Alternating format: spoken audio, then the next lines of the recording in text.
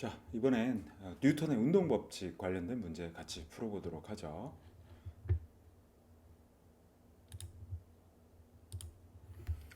자, 이 문제는 2023학년도, 그러니까 2022년이죠. 2022년 9월 모의고사 14번 문제입니다. 자, 같이 보도록 하죠. 그림 가는 질량이 라지 M, 그리고 M, 4M인 물체 A, B, C가 빗면과 나라는 실 PQ로 연결되어 어떻게 돼 있다? 정지해 있다. 그러니까 RGM 0이다. 힘의 함량은 0이다. 라고 판단할 수 있죠. 나는 가에서 물체의 위치를 바꾸었더니 물체가 등가속도 운동을 하는 것을 나타낸 것이다. 등가속도 운동하는 상황이 나의 상황이고요. 자, 가에서 P가 B를 당기는 힘의 크기, 여기서 보면 P가 B를 당기는 힘의 크기, 요거 얘기하고 있죠. P, 요 줄이 B를 당기는 힘의 크기는 3분의 10mg다. 자, 그런데 요걸 이렇게 읽을 수 있어요. P가 B를 당기는 힘이라고 그랬으니까 이 얘기는 P가 A를 당기는 힘이라고 봐도 무방합니다. 그래서 P가 B를 당기는 힘의 크기는 P가 다시 A를 당기는 힘으로 번역하면 3분의 10mg다 라고 볼 수 있겠죠. 자, 그런데 A는 어떻게 되고 있어요? 정지하고 있죠. 정지 상태라고 얘기를 했으니까 뭐라고 그랬냐면 여기 정지하고 있는 이라고 그랬으니까, 자, 그럼 무슨 얘기냐면 빗면에서 A가 받는 중력의 크기가 얼마란 얘기예요. 3분의 10mg라고 볼 수 있겠죠. 거기다가 지금 오른쪽에 있는 물체 B는 요거 먼저 읽어야 되겠네요. 나에서 Q가 C를 당기는 힘의 크기는 이라고 물어봤는데 요게 중요하죠. 중력 가속도는 G다 라고 했으니까 중력 가속도 G로 생각을 한다면 오른쪽에 이 물체에 작용하는 힘은 4mg가 되겠죠. 여기 4mg. 자, 그러니까 무슨 얘기냐면 A, B가 빗면 아래쪽으로 받는 중력의 크기는 4mg, 합이 4mg가 돼야 되는데 A는 3분의 10mg라고 그랬으니까 B에 작용하는 중력의 크기는 3분의 2mg가 되겠죠. 그럼 3분의 2mg라고 하는 건 질량이 m이니까 가속도가 3분의 2g, 즉 이 비탈면의 가속도가 3분의 2g라고 하는 걸 알 수 있겠죠. 다시 여기로 들어가서 그러면 3분의 2g에다가 A의 질량을 곱하면 3분의 10mg가 되어야 하니 M의 질량은 5m이 되겠죠. 그죠? 라지 M의 질량은 5m이 됩니다. 그래서 이렇게 일단 문제를 풀기 위한 상황을 다 해결했고요. 그 다음에 나에서 Q가 C를 당기는 힘의 크기는 이라고 물어봤죠. 자, 그래서 첫 번째 솔루션을 보면 지금 이 경우 Q가 C에 작용하는 힘의 크기를 물어보고 있어요. 장력의 크기죠. 자, 이걸 구하기 위해서 첫 번째 전체 가속도를 구합니다. 자, 지금 보면 전체 질량은 5, 6, 10이 되겠죠. 그래서 10분의 작용하는 힘은 여기는 6mg가 되겠죠. 근데 질량은 모두 다 m을 단위로 하기 때문에 m은 모두 다 지워지는 상태가 될 거고요.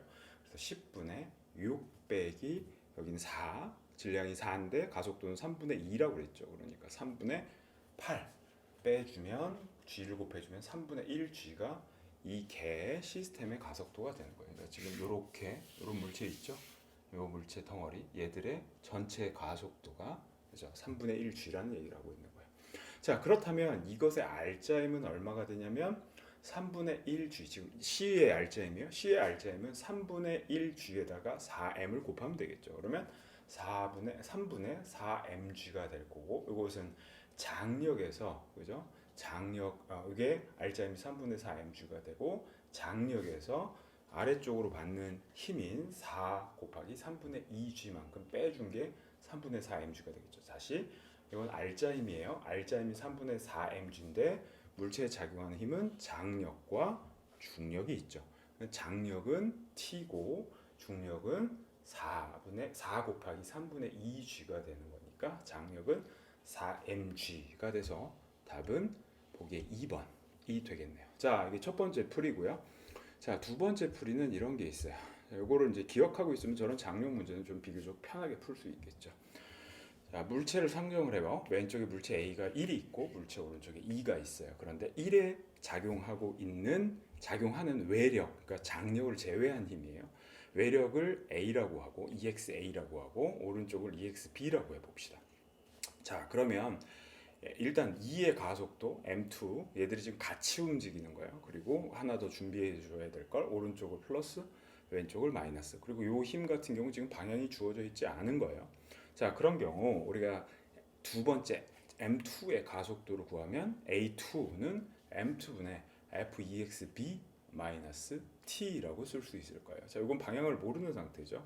그래서 이렇게 쓸 수 있어요. 자, a1도 마찬가지로 m1 분의 1 플러스 t 플러스 fexa예요. 자, 여기서 중요한 거 이거 마이너스가 붙은 이유는 장력은 이쪽으로만 작용할 거 아니에요. a에 작용하는 장력은 이쪽. 그러니까 마이너스 방향이 되겠죠. 합력을 구하는데 마이너스가 들어간 거고 이 경우는 장력이 오른쪽으로만 작용을 할 테니까 플러스가 들어간 거야. 이런 차이점 이해해 주시고 fexa와 fexb는 방향을 모르는 상태다라고 기억을 해주시고요. 그러니까 방향을 포함한 미지수다라고 생각을 해주시면 돼요. 자, 그럼 이게 이제 같이 움직인다고 한다면 A2랑 A1이랑 가속도가 같겠죠. 그러면 A1하고 A2를 그러니까 A1, A2가 같다라고 정리를 하면 장력이 뽑아져서 나올 수가 있어요. 그 장력식은 이렇게 일반화할 수 있습니다. M1 플러스 M2 전체의 질량분에 우리가 개를 두 개로 나눈 거예요. 실로 연결된 두 개의 개가 있을 때 M1 플러스 M2분의 M1 그죠? M1 요거죠. M1 곱하기 FEXP 즉 여기에 작용하는 힘 질량은 요거 힘은 요거 그 다음에 빼기 M2 EXA 질량은 요거 힘은 요거 이렇게 해서 구하면 장력을 구할 수가 있어요. 항상 장력을 구할 수 있거든요. 자, 그럼 그걸 알고 있다 치면 문제가 이렇게 해결할 수 있습니다. 자, 전체 질량은 얼마예요? 10이죠. 자, 근데 왼쪽에 질량은 4가 돼요. 그런데 오른쪽에 작용하는 즉 지금 개를 이렇게 잘라서 요거를 뭐라고 한 거야? 요거를 지금 여기서는 M1이라고 본 거고 요거 두 개를 합친 걸 뭐라고 본 거야? M2라고 본 거죠. 그러면 M1 곱하기 여기에 작용하는 힘은 얼마예요? 6mg가 되겠죠. 그죠? 근데 mg는 지금 전부 다 이제 바깥으로 빼서 한꺼번에 나중에 계산할 거야. 그래서 이렇게 작용하면 4 곱하기 6이 되겠죠. 자, 그 다음에 봐봐요. 두 번째 질량은 요거 얼마가 돼요? 6이 되죠. 질량은 6이에요. 여기다 6 썼어요. 자, 그런데 힘은 얼마냐면 3분의 8이 되겠죠. 중요한 건 힘이 이쪽으로 작용해요. 그러면 자, 이렇게 봤을 때 이쪽을 플러스 이쪽을 마이너스라고 한다면 아래쪽으로 힘이 작용하기 때문에 여기 식에서 뭐라고 그랬어요? 중간에 마이너스가 들어가죠. 그런데 얘는 방향을 포함하고 있는 부호라고 그랬어요. 그럼 얘가 지금 마이너스가 되니까 방향까지 포함해서 식을 하면 연결하면 플러스가 되겠죠. 그래서 요거는 플러스로 바뀌어요. 그래서 6 곱하기 3분의 8이 돼서 지워지면 16 여긴 24 합이 얼마가 돼요? 40이 되겠죠. 그래서 4mg로 계산할 수가 있어요. 즉 무슨 얘기냐? 여러분들이 사전에 이걸 머릿속에 갖고 있었다면 이렇게 해서 문제가 해결된다. 물론 이 문제 같은 경우는 여기 계산량이 많지가 않아요. 그러니까 이렇게 풀어도 무방하고요.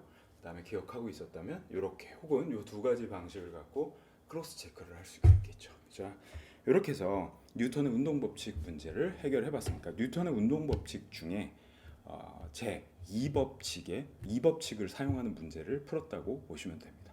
아셨죠? 꼭 다시 한번 검토 한번 해보시고 능숙하게 쓸 수 있을 때까지 연습하시는 거 잊지 마시고요. 자, 고생하셨습니다.